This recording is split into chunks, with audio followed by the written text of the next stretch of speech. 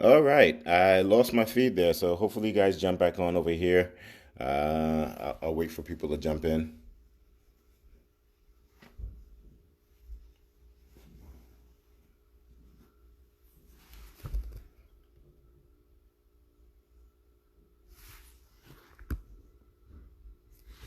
There we go. Got some people coming back in. I lost my stream over there. No.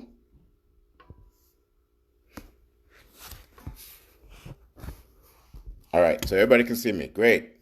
Perfect. All right. So what was I saying? So my the conversation that I was trying to have is that what if the world leaders said, this COVID-19 thing has been great for the environment, and once a year for a month, everybody shuts down. No airplanes, no cars, no nothing. Everybody is sequestered into the house. We reduce our intake, we reduce our consumption, and all the rest of that stuff. And once a year for a month, everything gets shut down so that the environment can reset, so that you personally can reset, and maybe we not do it during the time of school, but maybe we do it over the what is the holiday break. What if this is exactly what the Earth needed, and what if this becomes our new normal? Think about what you would do with a month of everything is shut down and you have to stay inside. I mean, we're doing it now because we have to, but what if this was a planned thing every single year? You don't travel, you don't go anywhere, you don't take a car, you can ride your bike if you live in a warm country, warm climate, but for 1 month out of every single year, we completely shut everything down. And that becomes our renewal period. I think that that's something that's going to start having a really interesting debate, and I think that that's something that the world leaders that will probably start taking seriously. Uh, I can't say that I hate it, right? Because if you again look at all the metrics as to the way that the world is recovering because people aren't interacting with it, animals, the climate, the oceans, is this such a bad idea, right? And again, we've been forced into it because we're trying to fight back a disease. But what if we weren't, right? What if the disease that we try to fight back is human influence on the planet, and we take a break from messing the planet up for 1 month? So anyway, think about that for a second, and think about how that would play out for you and your family. And I am not under any kind of delusion that this shutdown. So I'm not under any kind of delusion that this shutdown is affecting everybody differently. There are people who are struggling with it because their service industry or they work in an industry where they need to have a business open in order to earn a living. And there are certain people who are thriving with it because this is just what they do. There are certain people who work from home all the time, so this is normal to them. There are introverts like Nikita who would be happy with staying home for a month. And so I completely understand that it is not ideal for everybody. But just looking around at some of the benefits of having not been interacting with the world for a month, I think that you can't deny that there is a real conversation that needs to be had about whether this is something that we should be doing. Anyway, so before we get to that, we have to get through this. And getting through this is becoming a very interesting process because here in New York, we can't, it's a pissing match again. We're back to the governor trying to one up the mayor, and the mayor trying to one up the governor. Both of them are talking about testing and tracking, which is a little scary if you ask me. So they're both talking about testing and tracking. They're talking about doing it in two entirely different ways. And I think if they actually just talk to each other, they'd find out that both of those ways are probably the same thing. What they want to do is literally just test everybody and give them some sort of tracking device, so that we know who's been tested and who hasn't been tested. But they're also testing people and trying to figure out who they have been interacting with, and then trying to test those people, right? So we get a good idea as to all the people that have been that have been influenced by somebody's infection. And it's a little bit scary for me. I heard a report. I think it's I think I was talking to one of my fraternity brothers, and they were talking about the fact that in China, in certain places in China, they give you a code on your phone, and that code is what you show to people when you go to certain places, like it's a QR code or something like that. That code is what you show to people, and they have a reader that says, okay, this person has been infected, or this person has recovered, and therefore they are allowed to interact with people in this area, or they're allowed to come into this area. What's up, Mala? And so that's something that's coming down the line. One of my fraternity brothers said that, it's going to get to the point where we give people a card and you show your card when you get in. And that kind of scares me, right? Because, we watch all these dystopian movies where people get scanned, and the people who do not have the proper scan get denied access, or get denied ability to be in certain places. And anytime you have something that says certain people get stuff and so other people do not get stuff, the very next question you should be asking is, who gets to decide who goes where?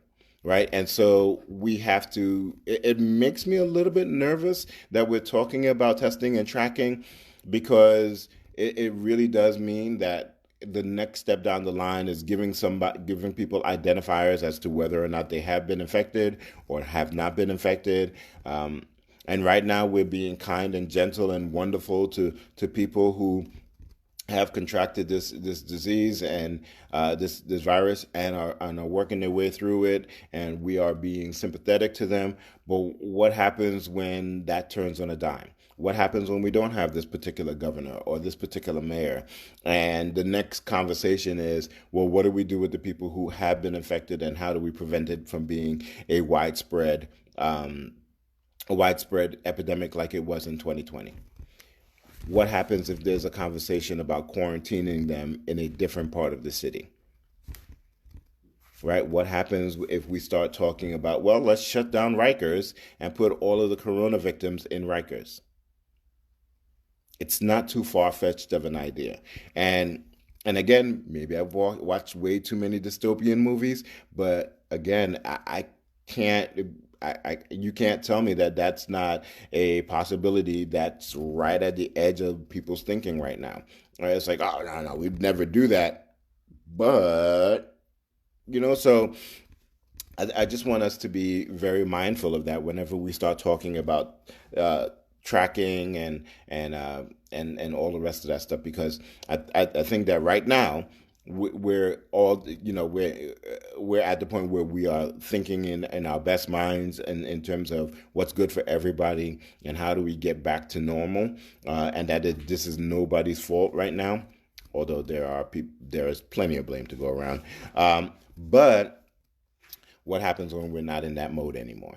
What happens when we get back to normal and there's a threat that this happens again, and somebody makes a suggestion that we have a leper colony?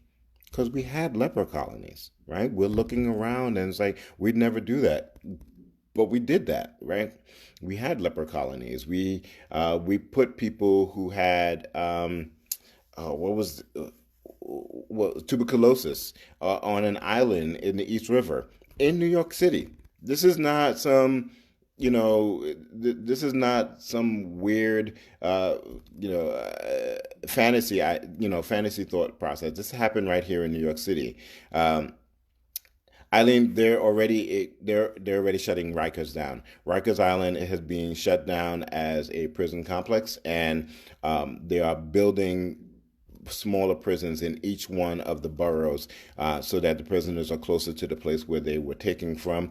Rikers Island, that's a done deal. Rikers Island is shut down. It's just a matter of the logistics of actually shutting it down. Um, so again, those are things that, and the brother that I was talking about giving out cards and as markers just signed on. Grant, what's happening, brother? And so those are things that I think that we have to pay attention to, and not just throw off to the side as like, oh, that'll never happen, or that's just fantasy, or that's just something that you see in the movies. I think that that's a very, very real thing, and it all comes back to voting. It all comes back to knowing who you are putting in charge of making those decisions that will affect you, your grandmother, your children, your pets, like whoever you care about. Like voting is a real thing, because at a certain point in time, you have to make sure that the people who are making the decisions about, moving masses of people and services that go out to people who can't afford them just without government assistance are the right people in there. And like I said, right now we seem to have people who are kind, and we seem to have people who are level-headed about the conversations, but it is very easy to get somebody in there who has a completely different idea of what we should be doing as a society. Uh, Speaking of people who have a different idea of what we should be doing as a society, there are a bunch of protests to try to get states open, and some of them are armed. I don't know if that's a protest or a terrorist, but anyway, that's neither here nor there. Um, but there are a couple of places that there is a real weird conversation happening. Georgia is opening up as soon as Friday, tomorrow, and they are opening their businesses as and all and close contact businesses as well. So you can get a haircut in Georgia, you can get your nails done in Georgia, you can get all of um, these close contact services done in Georgia, and it's supposed to be starting on Friday, tomorrow. Um, I'm a couple of minds about this, because the context of the communication makes it seem like a lot of the service industries are the ones that are being reopened, and I'm really, really concerned that when they are opening up these service industries, that it is the disenfranchised people of that state that are going to be affected again, right? And so you have these people protesting. I saw this on, somebody made a point of this. You have all these people protesting, not that they want to go back to work or that they should be allowed to go back to work, but that the services that they use should be allowed to be open so that they can get those services again, right? And what does that say? That says, I don't necessarily want to go back to work myself, and I'm probably going to go patronize these businesses with a mask on. But I think that the working class citizens of my state should get back to work so that I can have my haircut or I can have my nails done. And there's a flip side to that, saying that those are the people that need the work the most and need their income back so that they can pay their rents and their mortgages and things along those lines. And I'm not begrudging that at all. I get that. I think that there is a way to open up, and that there is a way to get back to normal. I think that we have to be extremely careful, and I cannot find a place in my rationale that what's happening in Georgia is careful or rational. And it's not even a phased opening. It's like, boom, just open downtown back up. Let's just go. And I'm curious as to the people who feel safe with that. I'm curious if the need to make an income will overshadow the your health and your ability to stay healthy. And so that's a real, I think, a real litmus test for the rest of the country. Will there be reinfection rates? Will there be people who don't come back to work because they're not concerned, they're concerned about their health? And what happens to those people? Because if you have a stay-at-home order, when you decide to stay home because you're concerned about your health, there are no ramifications to you, right? But if there is now a stay-at-home order is now removed and you still don't feel that you are safe in your workplace, what is your recourse? Are there going to be massive layoffs? Are people who need their jobs now going to lose their jobs because there's not a state edict, right? And again, you got to look at all of these things because it's not just, oh, okay, we're doing one thing and there is one layer to how this plays out in the society. But I think that there is a lot that's underneath it. There are a whole bunch of people who are really, really happy about the fact that the state says, okay, we are going to shut down because that means that they can take care. Like, for instance, in New York City, when the state was before the state shut down the schools, um, or when the state shut down the schools, there was now a concern. It's like, well, if the schools are closed, how am I taking care of my kid if I have to go to work? How am I getting childcare for that? But soon after that, the state put a shutdown in order, which means that my job doesn't have anybody. My job doesn't have anybody physically there, and that's a real, and that allows you to take care of your kids, right? And so Anna says the protesters should go out first, let them be the test dummies. And so, but that's a safety net, right? Because I now don't have to worry about my boss saying that, okay, you didn't come into work. I don't care if you have kids. I needed somebody to come into work. That's your safety net. But if you're in Georgia now, and I don't know whether or not the schools have been reopened in Georgia, and that'll be a real interesting question, right? If you're in Georgia now and you have a child whose school does not reopen, whether it's a public school or an independent school or a parochial school, and they don't reopen, and now you have to figure something out in order to take care of your kid, what do you tell that employer when the state, you no longer have the backing of the state, right? That's really one of the main concerns that I have about this whole thing being reopened in Georgia.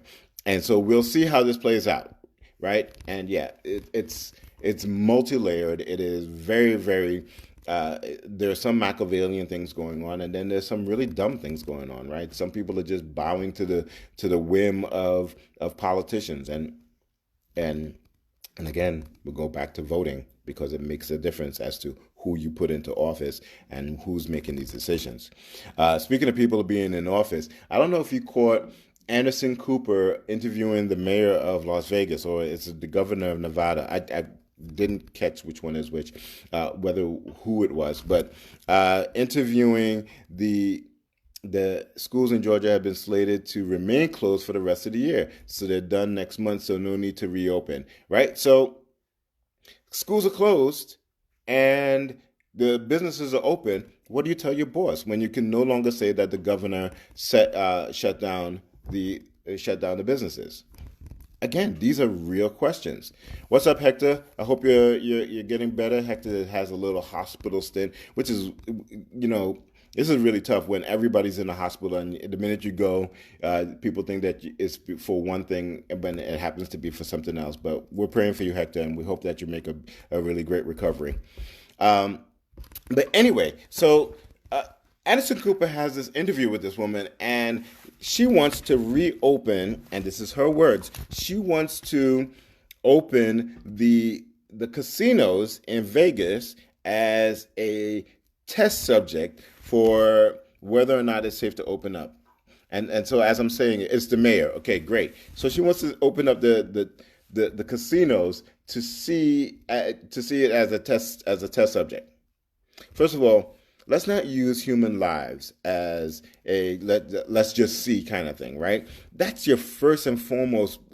There's your first red flag, right? Unless we're not talking about suppositions, we're not talking about simulations, we're talking about real lives. We're talking about people's sons, daughters, mothers, grandmothers, real people. And this is the piece that always gets me. It's like it gets to a point where people do not even recognize that there are real people that are implicated by these statements, by these decisions.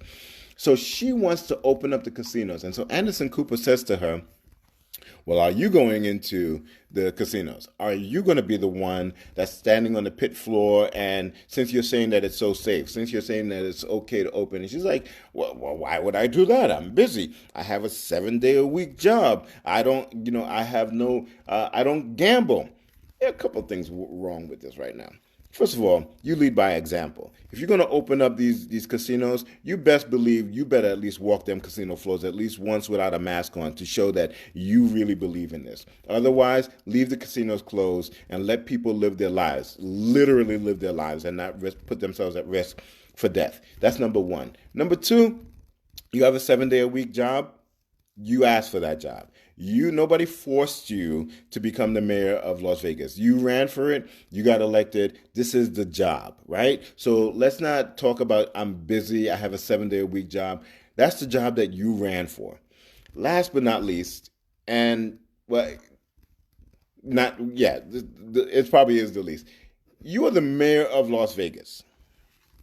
The last thing that should be coming out of the mouth of somebody who is in charge of the largest gambling spot in the country should not be, I don't gamble. How'd you get that job? How did you get that job?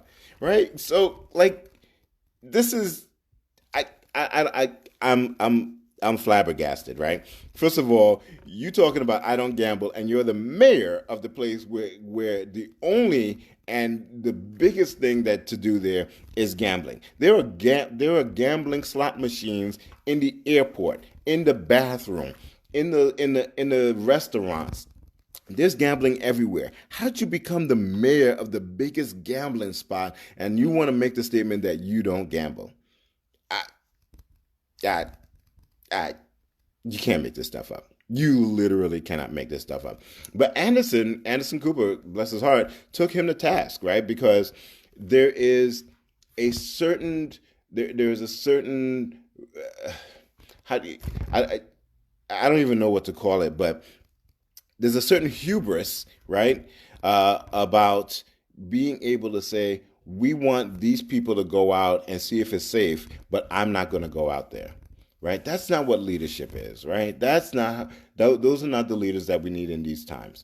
And that's, again, my point, that we have to be so careful about who we put into office and who we vote for. But it is bananas to me that interview even happened. So, what about the people who work for themselves, who like owning a gym in Georgia? No, I get it, Chuck, and Chuck speaking about himself because he owns a wrestling gym, and I completely get it. I just want to make sure that we are taking the bigger picture in, that we're looking at all aspects of this picture. I know that there are people who are hurting and that there are people who need to get back to it. And I'm not saying that we shouldn't open. I just need us to be a little bit more smart about it. And I need those decisions not to be made on political lines as opposed to real scientific and medical lines. That is my point. I want you to thrive, and I want you to be well, and I want your business to be well, but I also don't want your wrestlers to die. And I think that that's a fair enough assertion. And I don't need and I don't need the grandparents of your wrestlers to die either, right? Because the governor decides to open it because of pressure from political sides. But anyway, so we could get into a whole argument about it, or not an argument, but I think that there's a lot of layers to it, as I said before, and I don't sit here saying that I know everything. These are my opinions, and I think that there is a real, and again, like I said, I think there's a miscarriage of justice when people are doing things that affect real people's lives in order to assuage political allies, and that's just that. All right, quick pivot. So I don't know if some of y'all watched the Prince tribute on Thursday. What's today? No, Tuesday. I'm losing track of the days, as everybody is, I bet. And so the Prince tribute on this week was very interesting. So I'm going to go ahead and say that there is no such thing as a good Prince tribute. It just does not exist, because Prince fans are relentless. Prince fans do not want to see his music redone. And the worst thing that you can do in a Prince tribute is try to actually imitate what Prince did, because he is who he is because of the fact that nobody could imitate him. So that's the first and foremost thing. There is no such thing as a good Prince tribute. And so it was the fourth anniversary of the passing of Prince, and so the Grammy rolled out a group of people who wanted to pay tribute to Prince, and so this was going to be bad no matter what. So this was going to come up to. This was going to be scrutinized no matter what happened. The other piece about the reason that there is no such thing as a Prince tribute is that it is a fact that Prince Rogers Nelson hated anytime somebody redid his music. Hated it. I mean, there are very few occasions where somebody redid one of his songs and he was like, that was dope. You did a good job. Just never liked it. In fact, he even hated when people did the songs that he wrote for them.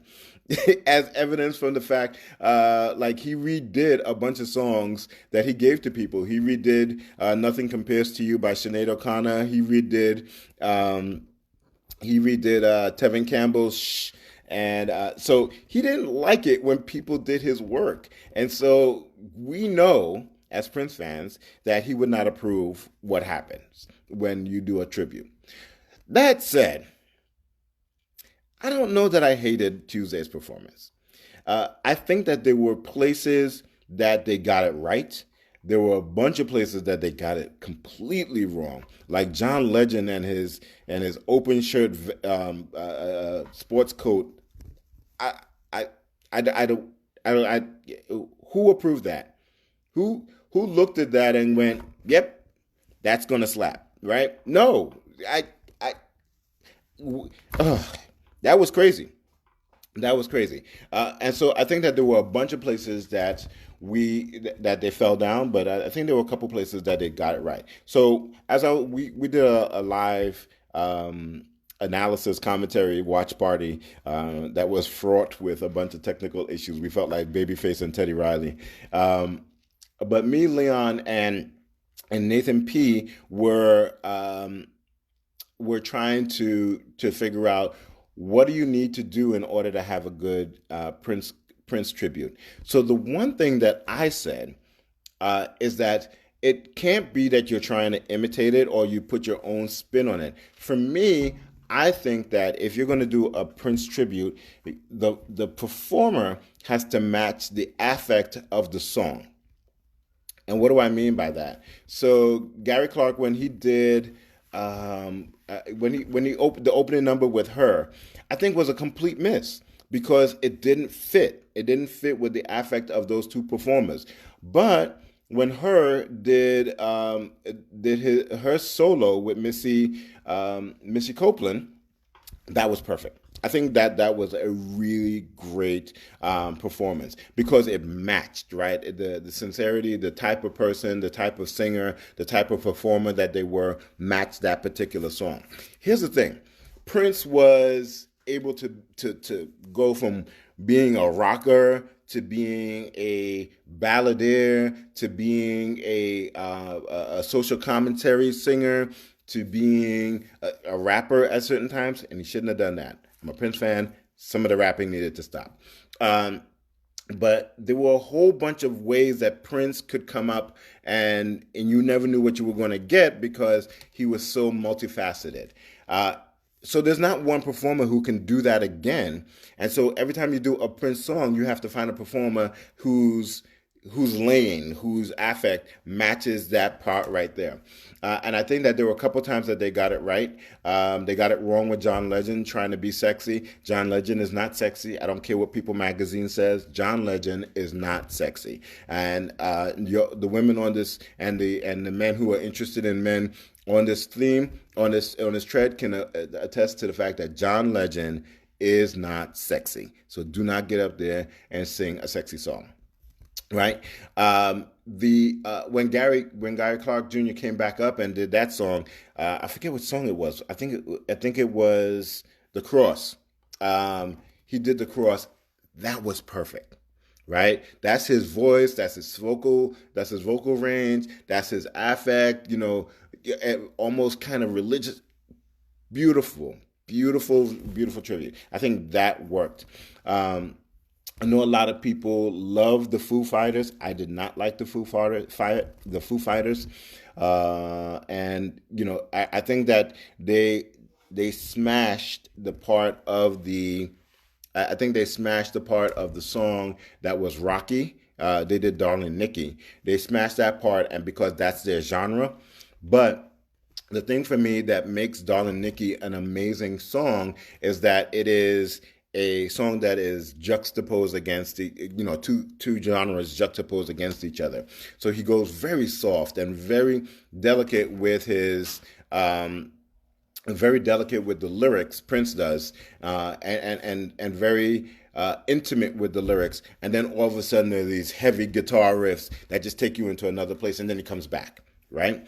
I think the Foo Fighters hit the guitar riffs and the rock side of it with such fervor, but they didn't take care of the lyrics. It just was very banal, very pedestrian with the lyrics, and so it missed the part. So it just turned into another rock song for me.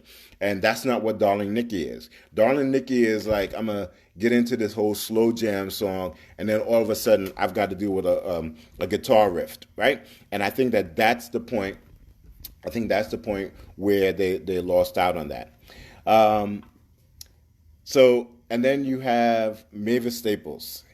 So y'all saying Chrissy gonna roast me for this, but I think the Mavis Staples stands are probably bigger than Chrissy stands.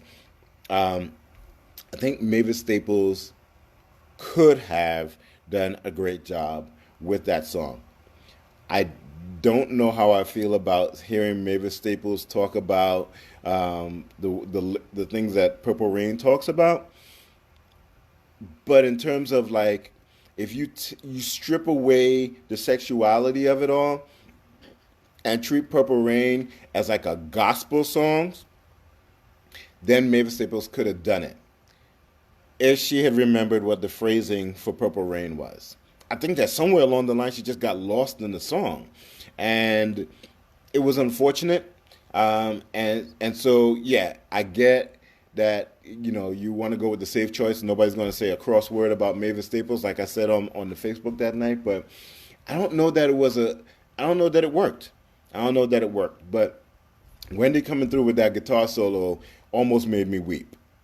And that was a crazy, like, just hearing that riff live just put me in a different place, man. And that was close to the end of the show, and as I started to listen to it, it made me realize that my kids are growing up, and there is no Michael Jackson, there is no Prince, there is no Rick James, there is no Whitney Houston. And I'm like, that's crazy. Yes, I did like the Earth, Wind, and Fire. I did like Earth, Wind, and Fire because that was a song that needed a falsetto. And if you're going to get a falsetto, you better, the top of your list had better been Philip Bailey. There is no better falsetto than Philip Bailey. Now, again, people are going to have an issue with the fact that Earth, Wind, and Fire was doing a Prince song. But, like, I think that if Prince was alive and he was looking for somebody to do that song, that he would not have been mad with the falsetto from Philip Bailey. That's just my opinion. I think that they did a good job on that one, but that's just my opinion. But I did not hate it. So I did not hate the show. I didn't hate it. It gave me a chance to listen to a bunch of, yeah, our kids' music really does suck. It gave me, although there were people who came before us and told us that our music sucked, and that's every generation. Every generation thinks that the generation behind them, their music sucks. But we were yelled at for rap music and saying that was stupid music. But now look at it, right? although rap music now is dumb. Anyway, that's neither here nor there.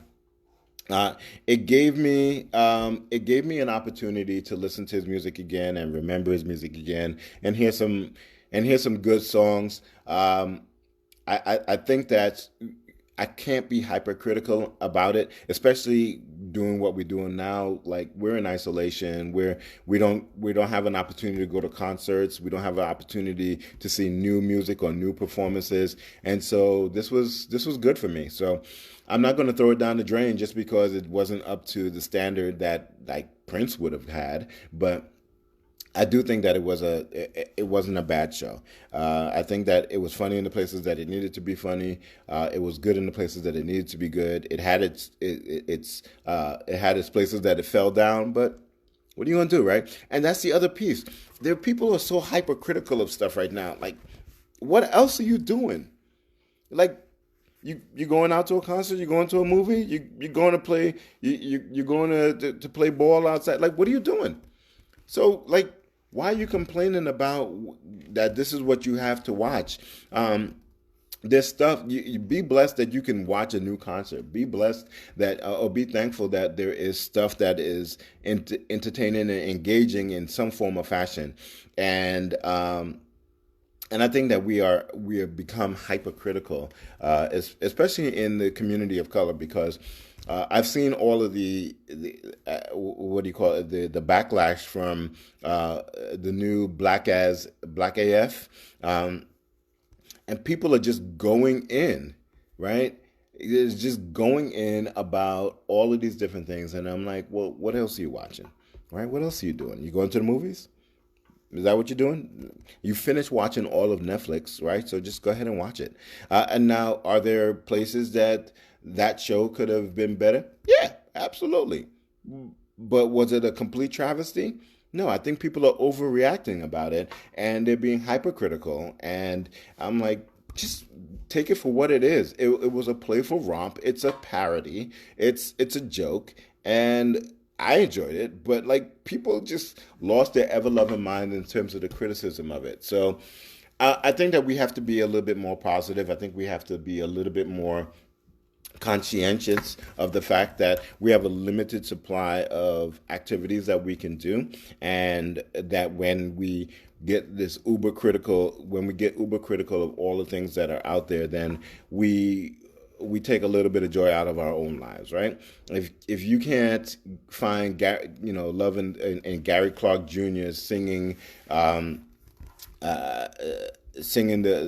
cross, then that's not on him. That's on you, right? It's just a matter of just trying to find a little bit of joy and enjoyment. We're coming up to the end of our time. A couple of things that I want you to pay attention to. Next week, I will be doing a live camera demonstration, and I'll try to do these every weekly. So it won't be on Thursday. I'll find a time to do it, maybe in the evening when parents have put their kids to bed, and it'll just literally be me working through the inner workings of a camera. I'll get one of my cameras and I'll get a phone, and I'll show you some basic stuff. So it'll be like a beginner's class for those people who have DSLRs or who want to open up their camera phone. Maybe I'll get some guests in. But I'll start doing that next week, just to give, again, like I said, we're not doing anything else, so just to put some content out there. So I'll start doing that next week. So if you're interested in learning how to use your camera, hit me up, let me know, and I'll make sure, I'll put together a what do you call those things, an event on Facebook, so that you can follow that. I wrote a short story, so I'm going to narrate that and put that somewhere, so you can look out for that. Hopefully, it will be interesting to some of you. I am those of you who have been following that food competition. The finals for the food competition is now up on the Bon Appetit, so you can see how I did in the finale. I enjoyed my time there. It was a lot of fun. It was really a lot of fun, and being able to do that, and then having that to share with the rest of you, it was really a highlight of my year. So please check that out if you haven't done that already. And last but not least, we have a show. I do have a YouTube channel. I'm going to I'll start putting that stuff on the YouTube channel as well. And last but not least, we have a show of storytellers tonight. The information is on my Facebook page, so you can check the flyer out there. It's called Story to Tell, and we have some of my good friends coming up there and telling some really good stories, kind of like a cross between the Moth and the TED Talks. So there are stories about people who are adoptees and how they have two families now. I have one of my colleagues talking about what it means to be a feminist in the Deep South. I have stories about blended families. One of my favorite people, Chris Koretich, is going to do a little piece about being a girl dad that is absolutely hilarious. And that's today at 6 p.m. You can come back. I'll cut my hair again, so I'll look decent. I'll even put a shirt and a tie on for y'all. So that's today at 6 p.m. And as always, it has been a pleasure spending my Thursday lunchtime with you. And y'all be safe, be good, go forth and be prosperous. And I will see you next week.